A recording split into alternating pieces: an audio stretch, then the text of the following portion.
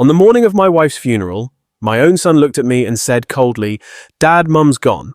But Megan's birthday only happens once a year. I buried Margaret alone while laughter and music echoed from his party across town. I clenched my fists, hiding the storm inside me, until the truth I uncovered shattered every illusion of family. What if the son you sacrificed everything for revealed he never knew you and never even loved his mother? That day, I vowed there would be justice, not revenge, but a reckoning he could never escape. Before we go on, do not forget to subscribe and turn on the notification bell. We bring you new stories every day. Hit like and let us know what city you are watching from in the comments. My hands trembled as I dialed Kyle's number at 8:30 a.m., adjusting my black tie for the third time. Margaret's empty coffee cup sat on the counter, lipstick still faintly marking the rim. The kitchen felt hollow without her morning humming. 4 rings, then Kyle's groggy voice. "Yes, son, it is, Dad." I straightened my shoulders. The funeral starts at 11:30. Loud music thumped through the phone. Laughter echoed in the background. Megan's voice shrieking about decorations. Kyle cleared his throat. "Dad, I told you yesterday, Megan's birthday party is tonight. We have been planning this for months." The words hit like ice water. I gripped the receiver tighter. "Your mother's funeral is today, Kyle. Once in a lifetime. Look, Mom is not coming back, but my wife's birthday only happens once a year. We have got caterers coming, the band setting up. Your mother raised you for 35 years, and I appreciate that. But I cannot just abandon Megan on her special day. You understand, right?" The dial tone buzzed in my ear. I sat motionless for exactly 3 minutes, staring at Margaret's reading glasses beside the phone. The kitchen clock showed 8:47 a.m. My wedding ring caught the morning sunlight streaming through windows she had cleaned last week. I found the funeral program on the counter, Kyle listed as pallbearer. My pen scratched his name out with deliberate strokes. At the cemetery, faces turned expectantly. "Where is Kyle?" Patricia, Margaret's sister, kept asking. I practiced my response. "Important commitments." The words tasted bitter. 23 people came to honor my wife of 40 years. Her son was not one of them. I stood alone beside the casket, surrounded by Margaret's garden club friends and our old neighbors. The empty space where Kyle should have stood felt enormous. She was so proud of that boy. Mrs. Henderson whispered, "Always talking about his success." I nodded, throat tight. Margaret had defended Kyle until her last breath. "He is just busy with his new life," she had said when he missed her chemo appointments. "Young couples need space." The pastor spoke about family bonds and eternal love. I watched dirt fall onto polished wood, each shovel full, burying not just Margaret, but my illusions about our son. Driving home, I gripped the steering wheel until my knuckles whitened. The passenger seat where Margaret used to sit stretched empty beside me. She had always insisted we take her little Honda instead of my truck. Said it was better for the environment. The radio played her favorite song. I turned it off immediately. Our street looked the same, neat lawns, painted mailboxes, the life we had built together. I pulled into the driveway and sat for a moment, gathering strength to face the emptiness inside. The front door key turned with its familiar click. I hung my keys on the hook. Margaret had installed a small, everyday action that felt monumental in the silence. No humming from the kitchen, no television murmuring, just the house settling around 40 years of memories. I loosened my black tie and sank into my armchair. The brown leather one Margaret always said clashed with her floral curtains. She had wanted to redecorate for years, but I had been too busy building the business. Now those curtains would stay forever. Our wedding photo smiled from the mantel. Margaret at 23, radiant in her grandmother's dress. We had married right here in Davenport, promised each other everything we had. I delivered on that promise. Maybe too well. The memories flooded back unbidden. Kyle taking his first steps across this very living room. Chubby hands reaching for Margaret's outstretched arms. Birthday parties with handmade decorations because we could not afford store-bought. Margaret working double shifts at the diner while I got the construction company started. She had never complained. Not when I worked 16-hour days. Not when we ate macaroni and cheese for weeks. "We are building Kyle's future," she would whisper gently after he had fallen asleep between us in our bed, too young for his own room. I found her Bible on the nightstand, bookmarks still marking Psalms. A handwritten note fell out. My dearest Alan, please do not let Kyle forget us. We gave him everything we had. I hope that was enough. All my love, M. My hands shook reading her careful script slowly. In the closet, I discovered the special box she had hidden. Kyle's report cards saved from kindergarten through college. Every A+, celebrated every achievement treasured. She had written little notes on each one. So proud. Our brilliant boy. The graduation photos hurt most. Kyle in his cap and gown. Degree paid for with Margaret's overtime hours and my weekend jobs. Total cost $200,000. His proud smile never acknowledged the sacrifice behind his success. I pulled out my calculator and started adding.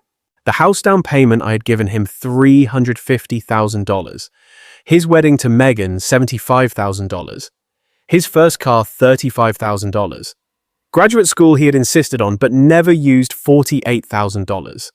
The emergency loans for vacations, Megan's shopping, and failed business ventures. Margaret's coffee mug still sat in the dishwasher.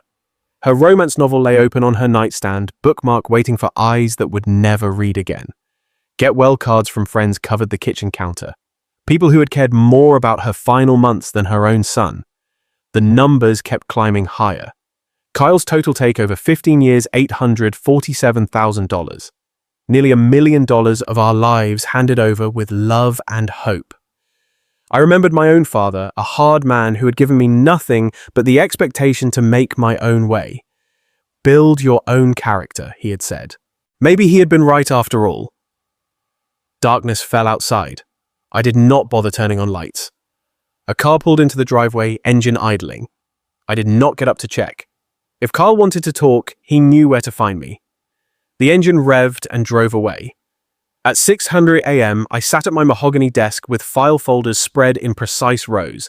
Kyle Education, Kyle House, Kyle Wedding.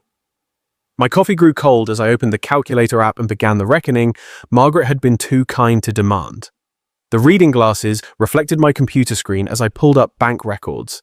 15 years of transactions, each one marked transfer to Kyle or loan Kyle emergency. The papers rustled in the quiet house, the only sounds in my new reality. College tuition first, 4 years at $52,000 each. I remembered writing those checks, Margaret working extra shifts to cover our own bills while our son partied at Iowa State. Then graduate school. Another $48,000 for an MBA he had never used, dropping out of the program to find himself in Europe. That European trip, $35,000. Just temporary, Dad, until I get established. The house purchase nearly broke us. Kyle at 25 standing in our living room with Megan's ring on her finger. We found the perfect place, but we are a little short on the down payment. $350,000. I had co-signed the mortgage. Covered every penny of the down payment. Family helps family, Kyle had said, hugging me tight. I will pay you back once the business takes off. What business? He had been working for me since graduation, drawing a salary he had not earned while learning skills I had hoped he would value. Margaret's secret notebook fell from the files, her handwriting documenting every sacrifice. Anniversary dinner cancelled, needed $5,000 for Kyle's car repair. Postponed my doctor visit. Kyle's wedding costs higher than expected. Bought generic groceries this month. Sent Kyle money for Megan's birthday. Her final note cut deepest. We gave Kyle everything. I hope he remembers us kindly. The calculator's numbers climbed. $847,000, more than $750,000. My father had given me $20 in a handshake when I left home. I had built everything from nothing. And Kyle saw it all as his inheritance to spend while we were still alive. I remembered him calling my company a family business last Christmas, as if he had built it beside me instead of walking into a ready-made position. Megan had nodded approvingly, already planning how to spend profits I had earned with 40 years of labor. My business mindset kicked in strongly. This was a problem requiring a solution, not grief requiring comfort. I had been emotional too long, making excuses for behavior Margaret had worried about in private. Maybe we are doing too much for him, she had whispered, after Kyle's latest emergency. Her photograph watched from the desk corner as I closed the files carefully. I stood up with new resolve, feeling something harder than grief settling in my chest. You were right to worry, I told her. Picture. The phone rang. Kyle's name lit up the caller ID. I stared at it for 4 rings and then answered. Hey, Dad. Hope you are doing okay after yesterday. Kyle's voice carried that familiar, cheerful tone, the one he used when he needed something. I noticed he did not mention the funeral specifically. He did not ask how I was coping without Margaret. I am managing. I kept my voice steady, staring at the financial documents scattered across my desk. Good. Listen, I am calling because we need to cover some unexpected costs. Megan's party went amazing, but we kind of went overboard. You know how it is, you only turn 32 once, right? In the background, I could hear Megan's voice. Tell him about the band, yeah. So we hired this incredible live band, took everyone to that new steakhouse downtown, got Megan this gorgeous diamond bracelet. She deserves the best you know. But now the credit card bills are coming in, and we are looking at about $15,000 in immediate payments. $15,000. I calculated quickly. Loan number 47 over 15 years. Yesterday, I had buried my wife. Today, my son wanted money for a party. So can you just wire it to my account today? Megan's really stressed about the bills, and you know how she gets when she is worried. The moment stretched between us. I looked at Margaret's photograph, then at the neat columns of numbers documenting Kyle's total cost to our marriage. No. Silence. Then what do you mean no? Is there a problem with the bank? I mean no, Kyle. I will not be giving you any more money. The cheerful mask slipped from his voice. Are you seriously saying no to me right now? After everything we have been through this week, everything we have been through, as if he had suffered through Margaret's funeral instead of throwing a party. You are 35 years old, Kyle. So what does that have to do with helping your son out of a jam? It is not like you cannot afford it. Megan's voice escalated in the background. Tell him we need that money. We already spent it. I said no. The words felt strange in my mouth. The first time I had ever denied Kyle anything. This is unbelievable. His voice turned cold. Mom just died, and you are being petty about money. She would want you to help us. The manipulation was so casual, so practiced. How many times had he played this card? How many times had Margaret and I folded because he invoked family loyalty? Your mother wanted you at her funeral. Kyle's breathing grew harsh. Fine. We will figure this out ourselves. Max out more cards. Borrow from Megan's parents, whatever. But do not expect us to come around much anymore if this is how you are going to be. The threat hung in the air. For 35 years, it had worked perfectly. Kyle's presence as a reward for my money, his absence as punishment for saying no. I understand, I said calmly. You what I understand.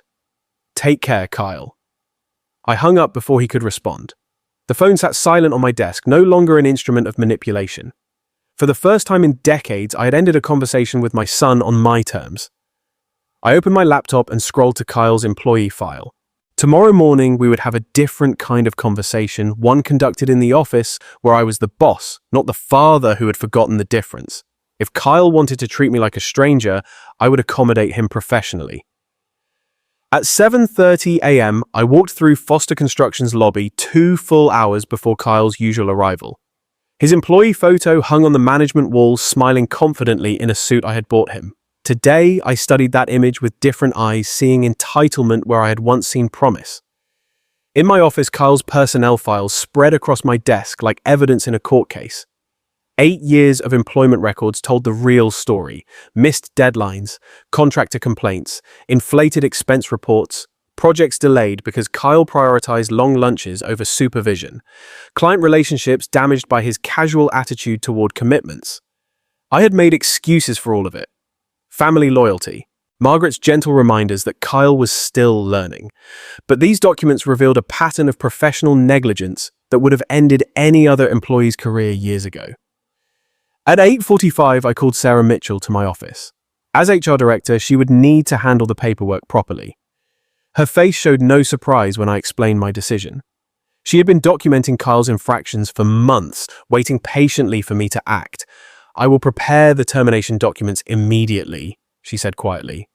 Security escort, Yes, standard protocol for management terminations. I practiced my speech in the office mirror, watching my reflection deliver the words with steady professionalism. No emotion, no explanation beyond what the law required. Kyle would enter this room as my son's employee and leave as a terminated worker. At 9:30, Kyle strolled in 15 minutes late, joking with the receptionist about his recovery from Megan's party. His laughter echoed through the lobby, while co-workers glanced nervously toward my closed office door. He stopped at the coffee machine, completely oblivious to the storm ahead. "Kyle, please come to my office immediately." My voice through the intercom carried new authority. Kyle's casual response drifted up the hallway. "Sure, Dad. Just let me grab my coffee. Now, Kyle." The silence that followed told me he had heard the change. His footsteps approached, slowly, heavier than usual. When he opened my door and saw Sarah Mitchell waiting with paperwork, his smile faltered. What is with the formal setup? He attempted his usual casual tone, but uncertainty crept through. I remained seated, hands folded on the desk. "Kyle, your employment with Foster Construction is terminated effective immediately." His laugh sounded forced. "Very funny, Dad.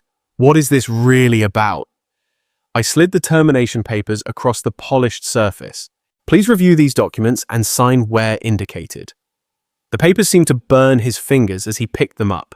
His eyes scanned the legal language, face growing pale. "You cannot be serious. This is our family business. This decision is based on your work performance and professional conduct." My voice remained level, businesslike. "Your position has been eliminated due to restructuring.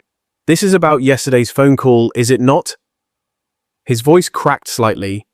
"Look, I am sorry about the money thing. We can work this out. Security will escort you to collect your personal items." Kyle's demeanor shifted from disbelief to desperation. "Mom would not want this. You know she would not." He leaned forward, trying to invoke the guilt that had always worked before I pressed the security button. "This is a business decision, not a personal one." Mike Thompson appeared in the doorway, professional but sympathetic. Kyle's face flushed red as he realized the humiliation was real. Co-workers gathered in the hallway watching their former boss's son being escorted out like a common criminal. "Dad, please." Kyle's final appeal came as he grabbed his coffee mug and desktop photo of Megan. "Think about what this means." I met his eyes for the first time during the encounter. "I have." Through my office window, I watched him load his pathetic collection of personal items into his car. His shoulders shook with rage or grief, I could not tell which. When he looked back at the building one last time, I turned away. Sarah Mitchell returned with the signed paperwork. "All access codes have been changed. His computer access is terminated." I removed Kyle's photo from the management wall myself, placing it face down in a drawer. The empty space looked cleaner somehow. My secretary knocked gently. "Mr. Foster, someone is here to see you without an appointment." Designer heels clicked aggressively across the marble lobby floor. Megan Foster stormed past reception without waiting for permission, her perfectly styled hair slightly disheveled from the wind. Kyle followed behind, looking embarrassed and defeated, a shadow of the confident man who had entered this building an hour earlier. "How dare you humiliate Kyle like this?" Megan's voice carried through the open office door as she pointed an accusatory finger at me. I remained seated, not acknowledging her theatrical entrance. Kyle positioned himself between Megan and my desk, his embarrassment deepening. "Megan, let me handle this." She ignored him completely. "We have bills to pay, Alan. A lifestyle to maintain. This family business belongs to Kyle too." "This is a private workplace," I said calmly. "You need to leave." Her face flushed deeper red. "We deserve severance pay at least 6 months. Kyle's worked here for 8 years. You owe us." Kyle's weak attempts at mediation fell on deaf ears. "Dad, please, can we discuss this privately?" "No," Megan cut him off. "He needs to hear this. I know about wrongful termination laws." "Kyle was an at-will employee," I replied evenly. "No severance is required by law or contract." Megan's attacks turned personal with venomous precision. "Margaret would be ashamed of how you are treating her son. You are having some kind of breakdown. Are you not just a bitter old man taking out your grief on us?" Kyle's face went white. "Megan, please do not say that." My jaw tightened, but I maintained composure. This was exactly the reaction I had expected from her. Manipulation disguised as righteous anger. Kyle tried desperately to regain control. "Dad, I know I messed up with the funeral. I am sorry. But destroying my career will not bring Mum back. Think about what this means for our family, for future grandchildren." The words hung in the air like smoke from a dying fire. I looked at this man who shared my DNA, but none of my values. What family Meghan's financial threats escalated quickly. "We will sue for our share of Margaret's estate. Kyle is entitled to half of everything. We know about the life insurance policy. Margaret left everything to me." The simple truth deflated her bluster momentarily. "That is impossible. We are consulting a lawyer." I pressed the security button as Meghan's voice reached dangerous levels. Mike Thompson returned with backup, their presence filling the office doorway. Several employees had gathered in the hallway, drawn by the commotion. "I am not leaving," Meghan screamed as security approached. "This is theft. This is abuse." Her resistance was futile but loud. The entire office heard her threats and accusations as she was escorted through the lobby. Kyle's humiliation reached new depths, watching his wife being physically removed from his former workplace. When the noise faded, Kyle remained alone with me. His last-ditch emotional manipulation came in a whisper. "I am all the family you have left." The words were meant to break me. Instead, they clarified everything. I looked at this stranger who had worn my son's face for 35 years and delivered the truth he needed to hear. "No, you are just someone who used to be my son." Kyle's face crumbled. For a moment, I saw the little boy who had once run into my arms after school. Then the moment passed and only the entitled stranger remained. He left without another word. I addressed my concerned employees with professional calm, explaining this was a personal matter that would not affect business operations. Most nodded with understanding. They had witnessed Kyle's poor performance for years. "Please ensure that Mrs. Foster is never allowed in this building again," I instructed security. Alone in my office, I felt my hands trembling slightly. The hardest part was over. I looked at Margaret's photo on my desk. "I hope you understand." Opening my computer, I searched for estate planning attorneys. Time to accelerate the next phase. I scheduled an appointment with Robert Chen for that afternoon, then noticed Kyle's birthday marked on my calendar for next month. I deleted it permanently. The prestigious law offices of Chen and Associates occupied the top floor of Davenport's tallest building. At 2:30 p.m., I walked into the reception area carrying my leather briefcase containing Margaret's will insurance documents and the financial records that would reshape my family's future. The receptionist recognized me immediately, escorting me directly to Robert Chen's corner office. Afternoon sunlight streamed through tall windows overlooking downtown Davenport, illuminating rows of law books and active case files that created an atmosphere of serious business. Robert rose from behind his mahogany desk, concern evident in his eyes. We had been friends for 20 years. He had handled Margaret's will, my business incorporation, and countless legal matters requiring discretion. "How are you holding up, Alan?" His voice carried genuine sympathy. I declined his offer of coffee and settled into the leather chair across from his desk. "I need to make some changes to my estate planning." Robert's expression shifted to professional mode. "Of course, updating beneficiaries after Margaret's passing is standard." "No." I opened my briefcase and extracted the documents. "I am removing Kyle entirely." The words hit Robert like a physical blow. His professional composure wavered as he processed the implications. "Alan, I need to understand what is driving this decision." I explained Kyle's absence from the funeral calmly, including his exact words about Meghan's birthday party. Robert Chen's face darkened with each detail. As Margaret's friend and our family attorney, he understood the magnitude of Kyle's betrayal. "I want to create a completely new will," I continued.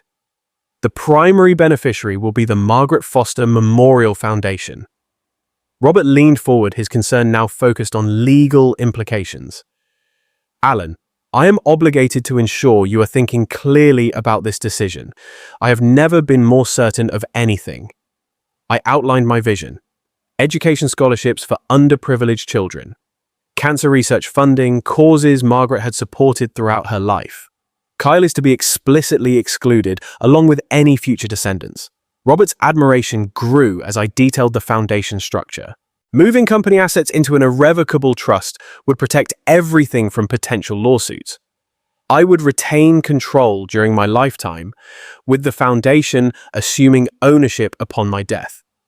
We will need to change all insurance beneficiaries, Robert noted, making detailed notes. This is extremely thorough planning. I had decided the family home would be sold, proceeds donated to the foundation. Margaret's jewelry would be auctioned for charity. The only exception, Margaret's wedding ring, would be buried with me when my time came. What about Kyle's childhood belongings? Robert asked gently. Donated. I am systematically removing Kyle from my life. Robert fulfilled his professional duty by questioning my mental state and decision-making capacity. My rational responses and detailed planning demonstrated clear thinking. He gradually shifted from concerned friend to admiring professional. The formal signing ceremony involved 2 legal witnesses from Robert's firm. My steady signature contrasted with the magnitude of each decision. Robert explained that these documents took immediate legal effect. Kyle was now completely disinherited.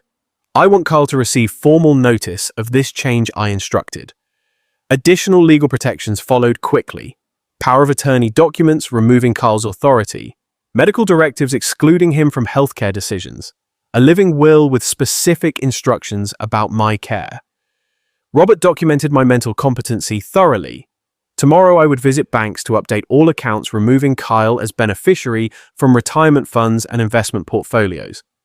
Robert offered to help coordinate with financial institutions. The foundation planning brought unexpected peace.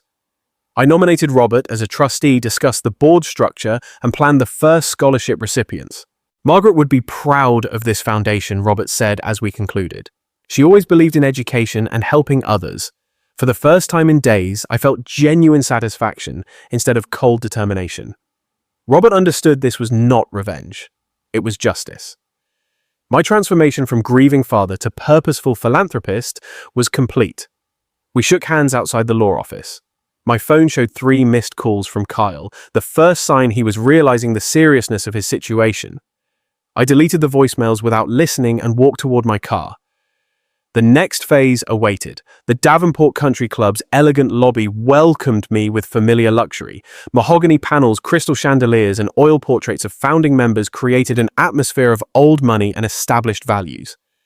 As treasurer of the monthly board meeting, I'd walked these halls for 15 years. 12 board members gathered around the polished conference table discussing routine club business before our official meeting.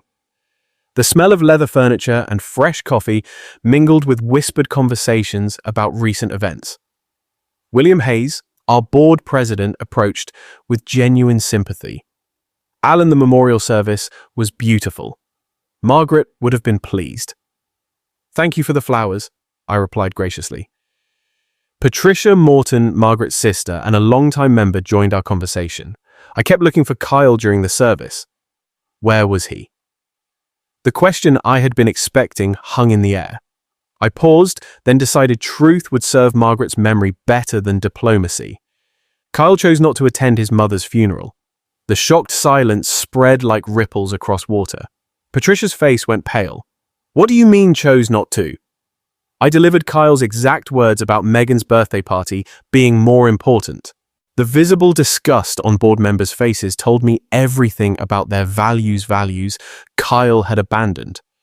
William's wife Nancy had been eavesdropping from the hallway. Within minutes she was making phone calls. The story reached the Ladies' Bridge Club within an hour, then spread through Davenport's social elite like wildfire. I returned home unaware of the social storm I had unleashed. The first consequences struck Megan the next morning. Her yoga instructor at the exclusive studio asked her to leave mid-session. We prefer members with family values, came the cold explanation. Kyle's lunch invitation at the country club was rescinded with a polite but firm phone call. Their regular table at Romano's restaurant became permanently unavailable. Megan's confusion turned to growing anger as patterns emerged. Saturday morning brought Kyle's most humiliating moment. His golf foursome made transparent excuses and left early.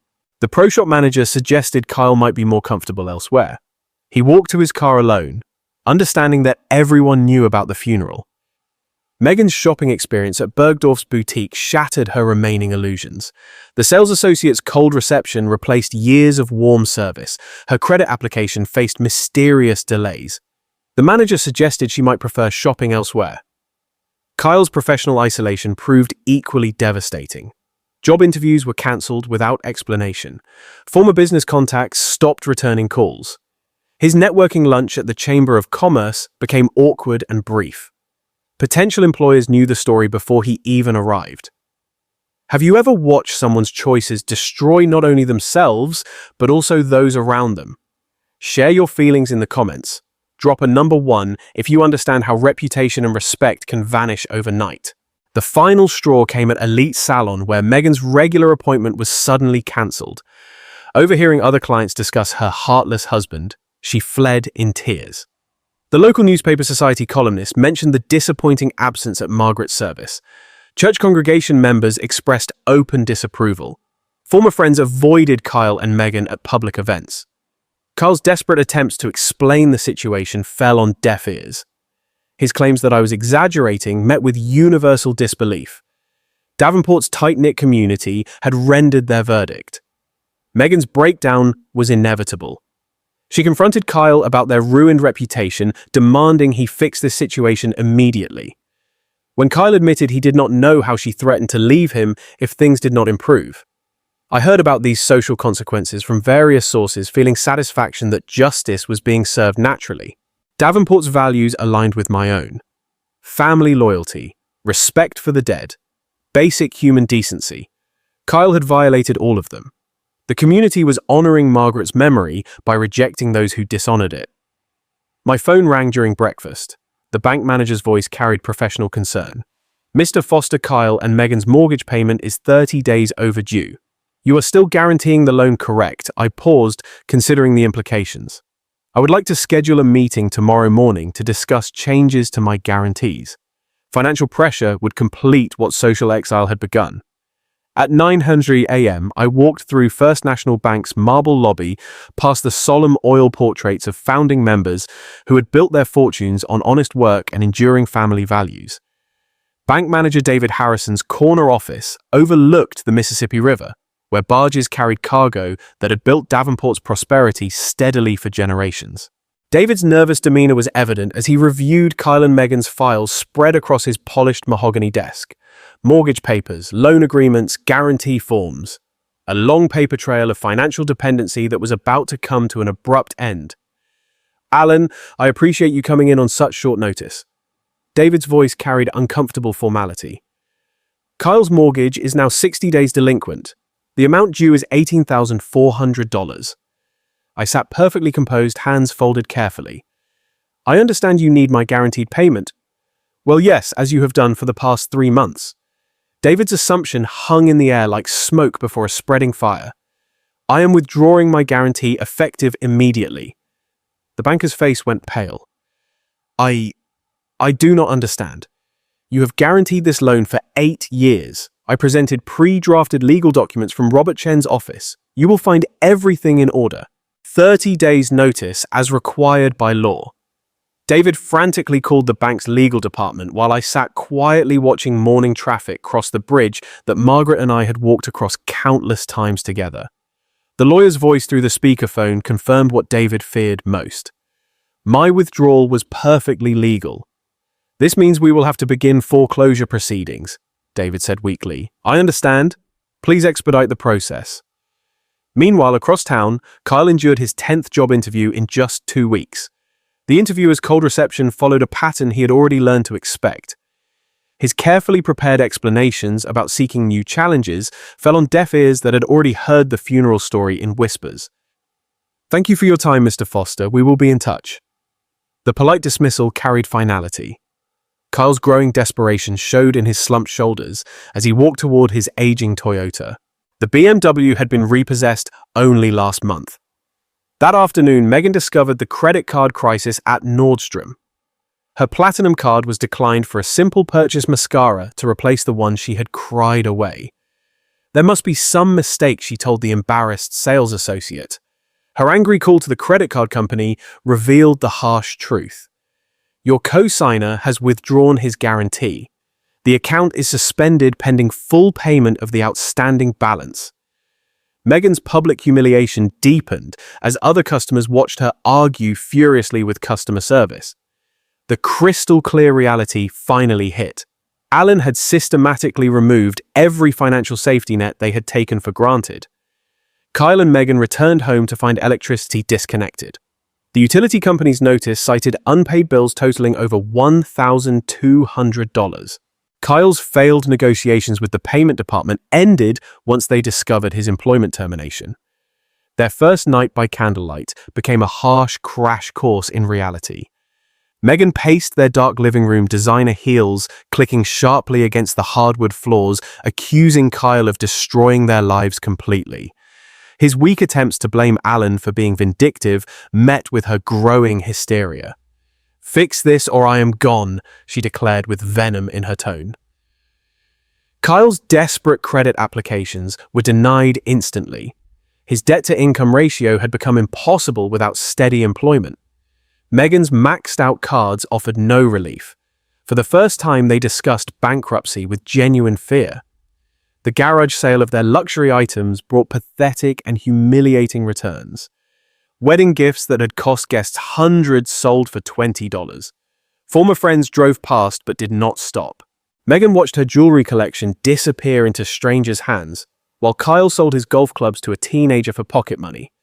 The BMW's repossession in broad daylight provided the neighborhood's entertainment for the entire afternoon. Kyle's humiliation was complete as he removed his personal items under the repo man's impatient watch. Megan screamed at the driver, while neighbors peered from windows whispering behind curtains. I drove past their house that evening, observing the visible chaos with a deep sense of satisfaction. This was not cruelty.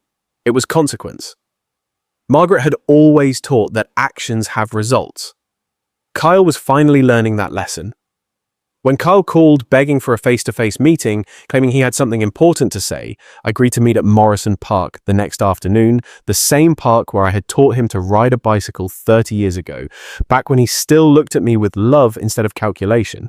I hung up and looked at a framed photo of young Kyle on his bicycle, remembering simpler, better times. Then I set the photo face down on my desk. 6 months after my bank meeting, the county foreclosure auction took place on the courthouse steps. I observed from across the street in my black sedan, watching carefully as 1247 Maple Avenue, Kyle and Megan's former dream home, went up for public sale.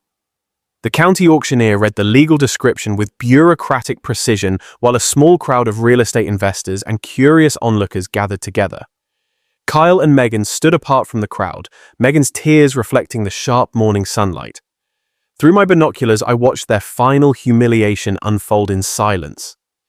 Opening bid is $280,000 for this 4-bedroom colonial, the auctioneer announced. A woman in a navy business suit raised her hand confidently. Kyle frantically tried to identify her while whispering urgently to Megan. The bidding reached $315,000, with only 2 participants remaining, the mystery woman and a local contractor. When my attorney Robert Chen arrived and nodded to the woman, Kyle's growing suspicion crystallized into shocked realization.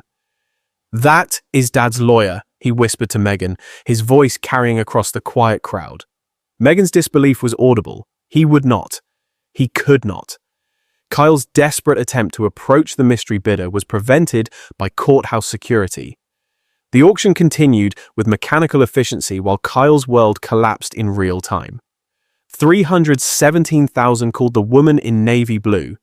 Going once, going twice. Sold.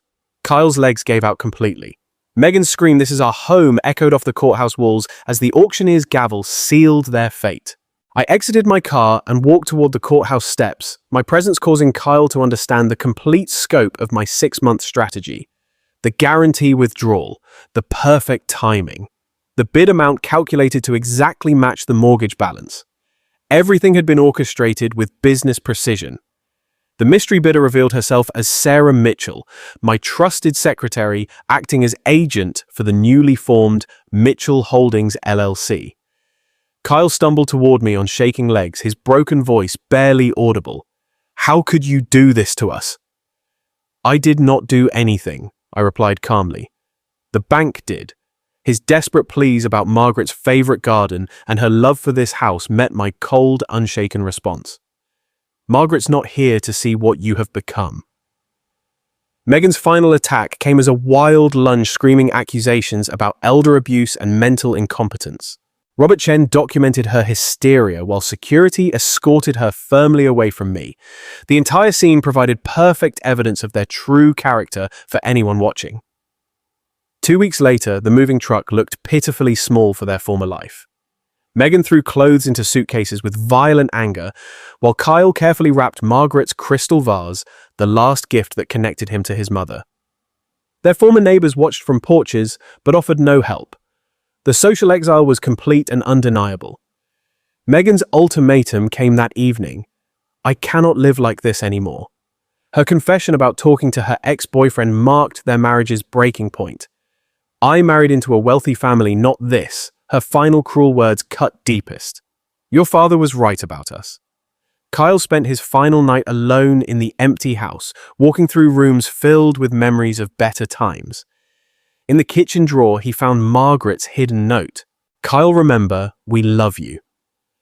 For the first time, genuine tears of regret fell as he understood what he had truly lost. I received the keys from Sarah Mitchell with quiet satisfaction. My decision to renovate the house and donate it to a deserving family would complete the circle. Margaret would approve of this justice. That evening, Kyle called from a payphone outside a cheap motel, his cell service cancelled. The phone rang in my house, but seeing Kyle's name on caller ID, I let it go to voicemail. The final confrontation could wait. Kyle arrived at my front door at 7:30 p.m. on a cold November evening 3 months after losing the house. His finger hovered over the doorbell for a full minute while I watched from the living room window, debating whether to answer. When I finally opened the door, I did not invite him inside. Kyle's appearance shocked me unshaven, wearing a wrinkled shirt and jeans. He had aged 5 years in 6 months. His obvious weight loss and defeated posture contrasted sharply with his former arrogance. Dad, I know I messed up terribly. His voice shook as he launched into a rehearsed speech about understanding his mistakes now.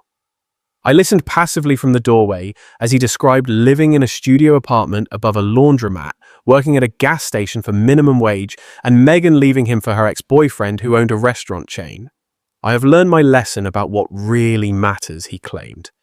When he switched tactics, suggesting I was lonely in this big house and offering to be the son Mum wanted me to be, I recognized every manipulation technique he was using. When is your mother's birthday? I asked suddenly. Kyle paused, then guessed wrong. June 15th. What was her favorite flower? Roses. Another wrong answer. Margaret loved daisies. My realization was complete.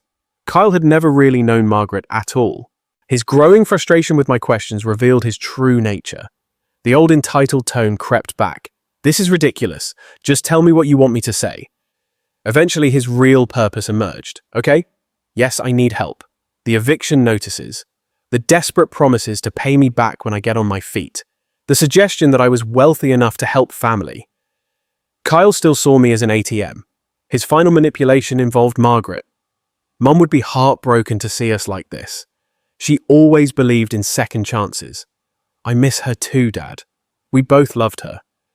For a moment, I wavered, remembering Margaret's kind heart. Then I realized this was exactly what Margaret had feared. You want to know what your mother really thought? I retrieved Margaret's hidden journal from her nightstand and read her own words. I am worried Kyle only loves our money. What if we have raised a child who cannot love? Kyle's shocked silence told me everything. Margaret died knowing what you really are, I said calmly. She changed her will before dying. She left you nothing because she knew you would waste it. Kyle's mask finally dropped completely. His angry threats about contesting the will and calling me senile revealed his vindictive and bitter nature. His final cruel words, I hope you die alone in this house, gave me complete satisfaction at seeing his real character at last. I stepped back and closed the door quietly.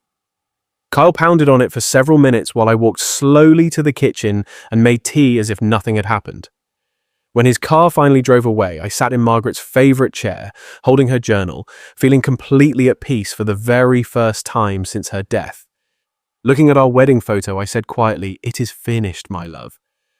1 year later, I walked through Riverside Cemetery on a sunny May morning carrying fresh daisies to Margaret's grave. Birds sang in the oak trees, while spring flowers bloomed vividly along the walking paths. I looked healthier and more at peace than I had in years.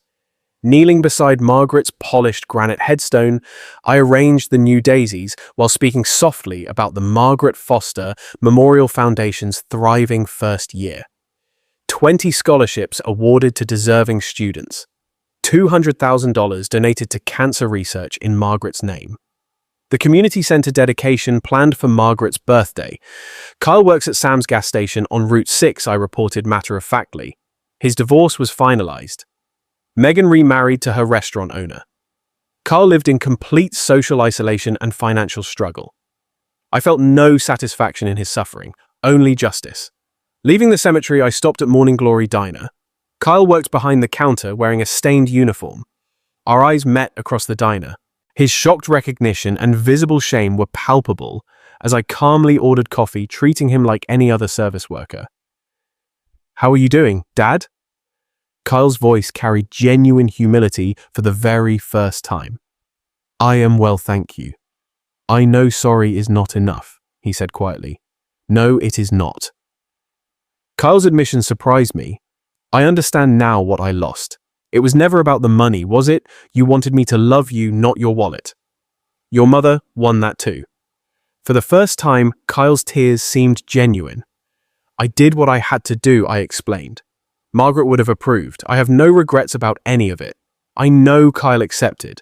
I deserved all of it." "Yes, you did." When Kyle asked if there was any way back, I answered honestly, "I do not know. Maybe. You would have to prove you have really changed. Not with words. Show me through your actions." I described my new life. Volunteer work at the community centre. New friendships with other volunteers. Sunday dinners with the Johnson family, whose daughter received a scholarship. I was dating Grace, a kind widow from church. My life was now full of purpose and genuine relationships. Visiting Sarah Patterson, our first scholarship recipient, brought deep satisfaction. Her gratitude for the opportunity to attend nursing school. Her letter to Margaret's memory on the foundation website. Margaret's memory lived on through education. Driving home past Kyle's old house, I saw the Ramirez family had transformed it into a home filled with love and gratitude. Mr. Ramirez waved from the garden Margaret once tended. Children played where Kyle once played. The house embodied everything Margaret had valued. That evening, I prepared dinner in the kitchen I had once shared with Margaret, setting one place without sadness. My phone rang with Grace calling about our weekend plans. I smiled, the first genuine happiness since Margaret's death. Standing in the garden at sunset, pruning Margaret's rose bushes, I felt the peace of a man who had fought for justice and won. My certain knowledge that I had honored my wife's memory brought complete satisfaction. Going to bed early, I slept soundly for the first time in 2 long years, dreaming of Margaret smiling and telling me, "You did the right thing, Alan. I am proud of you." Justice was served. Love had required tough choices, but the right choices. Rest in peace, my love. And yet, as the seasons continued to pass, I realized that this story was never only about loss or punishment. It was about the courage to face truth even when it broke my heart. It was about finally understanding that love is not indulgence but responsibility. That protecting the memory of someone you truly cherish sometimes means letting go of what poisons that memory. I had given Kyle every chance, but in the end, I had to save what remained of our dignity. Life taught me that justice is not revenge. It is balance. It is choosing to honor values that survive long after we are gone. It is teaching others through quiet actions that money and inheritance mean little compared to honesty, respect, and love that demands accountability. Margaret's roses bloom every spring, and each blossom reminds me of her laughter, her patience, and the clarity with which she saw the truth.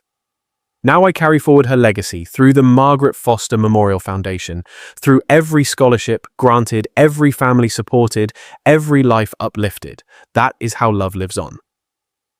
My story is not only about grief, but about rebuilding life with purpose, and about understanding that even endings can hold new beginnings. I hope that in hearing my journey, you reflect on your own. Have you faced moments where love meant saying no, or where justice required you to choose strength over comfort? Share your thoughts and experiences in the comments below. I truly want to listen, to understand, and to learn from the lives of others. If this story spoke to you, please like, share, and subscribe to the channel, and do not forget to hit the notification bell so you never miss another story that may touch your heart. At the end of this video, I invite you to leave one simple phrase in the comments as a declaration of your own journey. Love yourself. Thank you for spending this time with me, and I look forward to seeing you again in the next story. Until then, take care and remember, justice, love, and dignity are never wasted.